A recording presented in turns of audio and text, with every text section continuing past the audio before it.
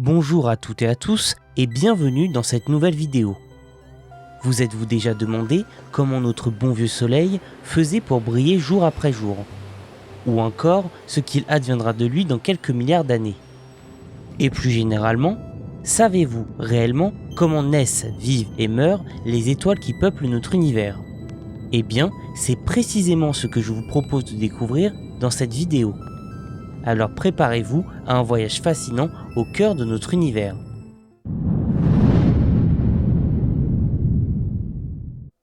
Naissance et formation des étoiles.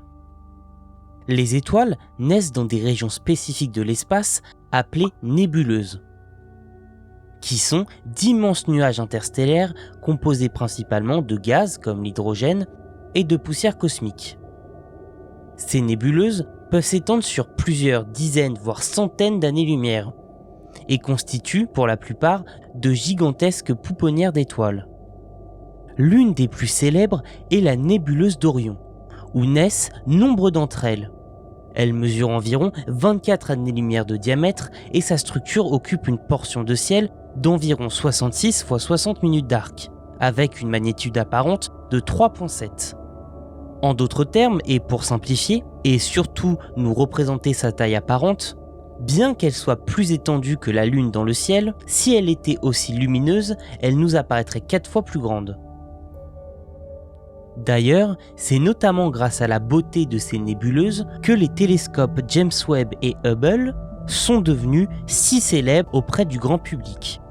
Car en effet, chaque nébuleuse est comme une œuvre d'art cosmique, renfermant un potentiel extraordinaire. On ne peut s'empêcher de se demander combien de mondes différents sont en train de se former en leur sein. Mais pour que ces mondes puissent exister, il y a besoin d'un petit coup de pouce cosmique.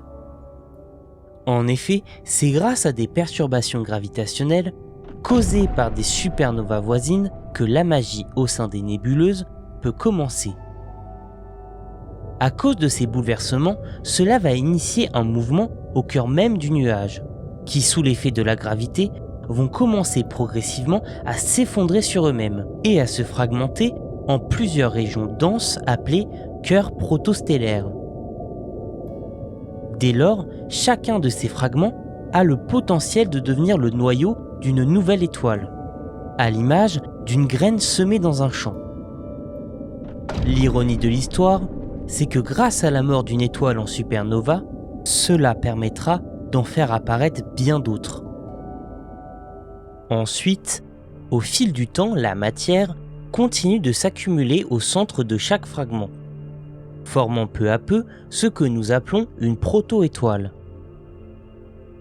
À ce stade, le gaz se compresse, entraînant une augmentation progressive de la température et de la pression, jusqu'à atteindre un point symbolique de non-retour qui se trouve à plus de 10 millions de degrés Kelvin.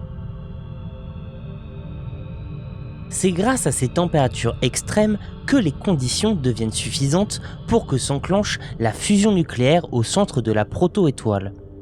Les atomes d'hydrogène fusionnent alors pour former de l'hélium, libérant au passage une énorme quantité d'énergie sous forme de rayonnement lumineux et thermique.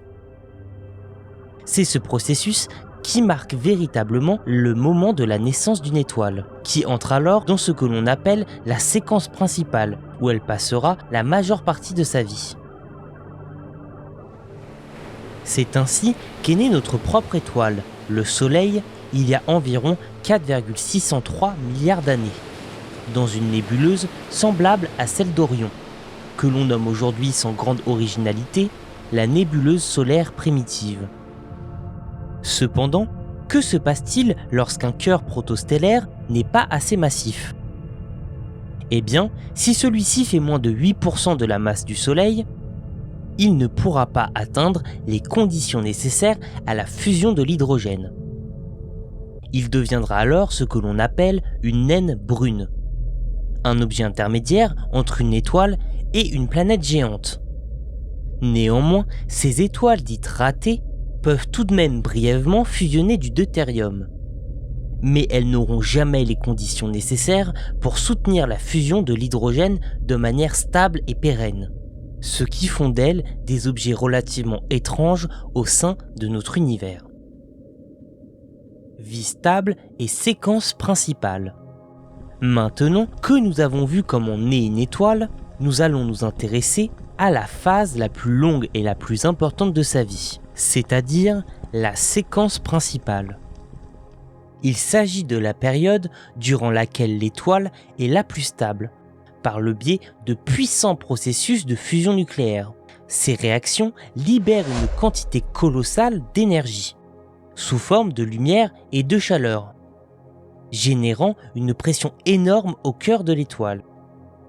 Cette pression vient équilibrer parfaitement la force gravitationnelle, qui tend à faire s'effondrer l'étoile sur elle-même. Cet équilibre entre pression interne et gravité est appelé équilibre hydrostatique. Il s'agit d'une lutte permanente entre deux grandes forces de la nature, et qui permet de maintenir l'étoile en vie et en stabilité. Actuellement, notre Soleil se trouve dans cette phase. Il convertit environ 600 millions de tonnes d'hydrogène en hélium chaque seconde. Pour une étoile de sa taille, c'est-à-dire une naine jaune, cette phase dure environ 10 milliards d'années. Âgé aujourd'hui de 4,6 milliards d'années, le Soleil est donc à peu près à mi-parcours de sa durée de vie sur la séquence principale. Toutefois, il est important de noter que la durée de cette phase dépend fortement de la masse de l'étoile.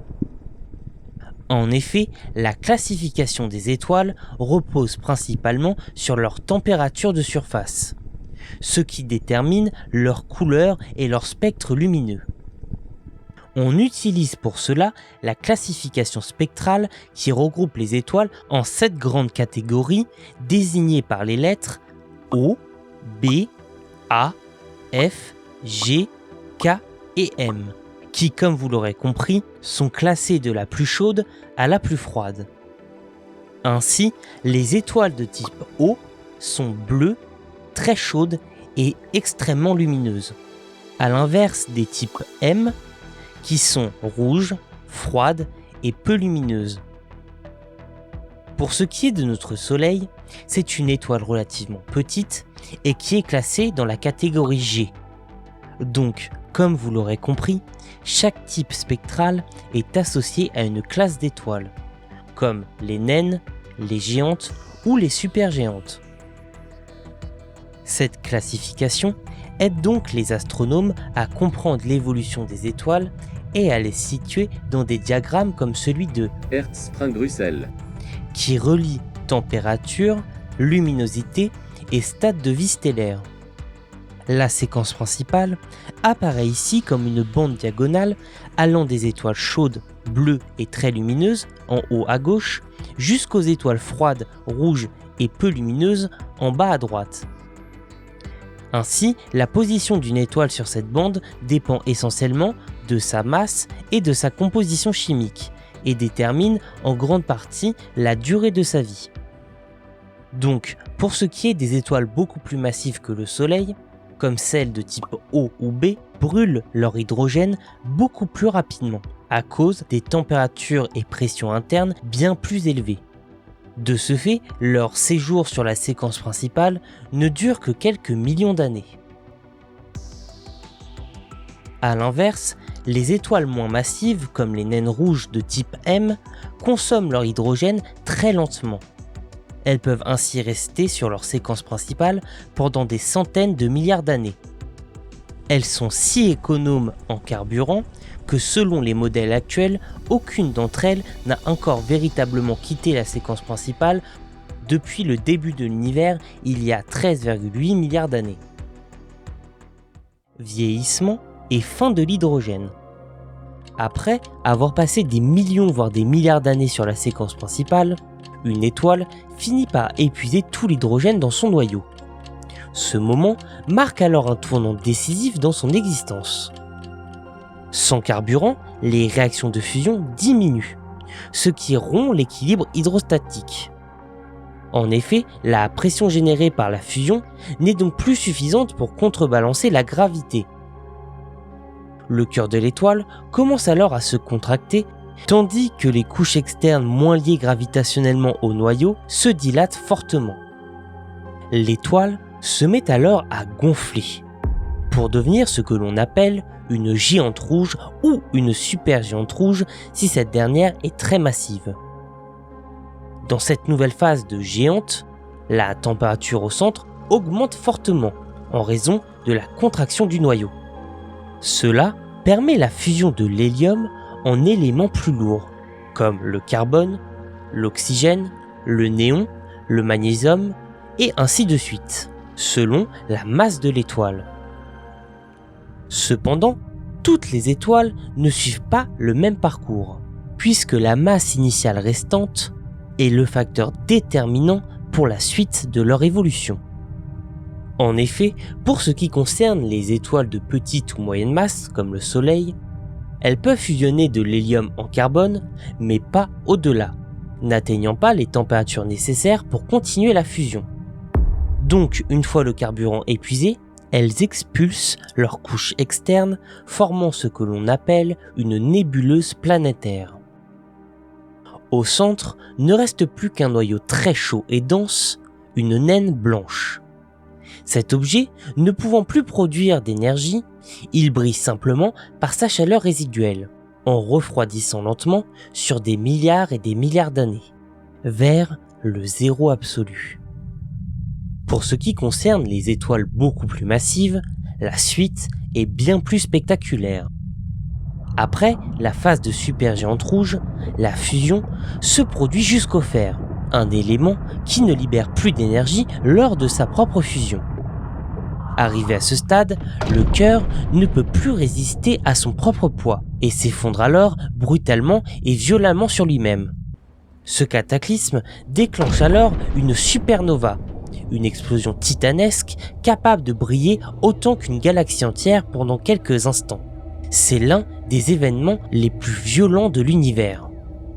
Le destin final dépend alors de la masse du cœur restant. Si elle est comprise entre 1,5 à 3 masses solaires, elle devient alors ce que l'on appelle une étoile à neutrons, un objet d'une densité extrême et qui, comme son nom l'indique, est constitué uniquement de neutrons. Cependant, si la masse est encore bien plus grande, l'effondrement se poursuit jusqu'à former un trou noir. Une région où la gravité est si forte que rien, ni même la lumière, ne peut s'en échapper. On parle alors de singularité, mais cela pourra faire l'objet de sa propre vidéo. Retour à la nébuleuse, le cycle continue. La mort des étoiles, aussi violente ou paisible soit-elle, n'est pas une fin absolue. En effet, lorsqu'une étoile explose en supernova ou forme une nébuleuse planétaire à l'instar de notre Soleil, elle rejette dans l'espace des éléments qu'elle a fabriqués pendant sa vie, carbone, hydrogène, fer et bien d'autres. Ces éléments enrichissent ainsi le milieu interstellaire, c'est-à-dire les nuages de gaz et de poussière entre les étoiles. Ces nuages, devenus plus riches en matière, peuvent à leur tour former de nouvelles générations d'étoiles et de planètes, et même des molécules complexes indispensables à la vie. Donc, comme vous l'aurez compris, la matière qui compose notre Soleil, la Terre et même notre corps provient de générations d'étoiles mortes avant nous. Nous assistons donc à un magnifique recyclage cosmique qui perpétue la naissance, la vie et la mort des astres. Nous sommes donc véritablement faits de poussière d'étoiles.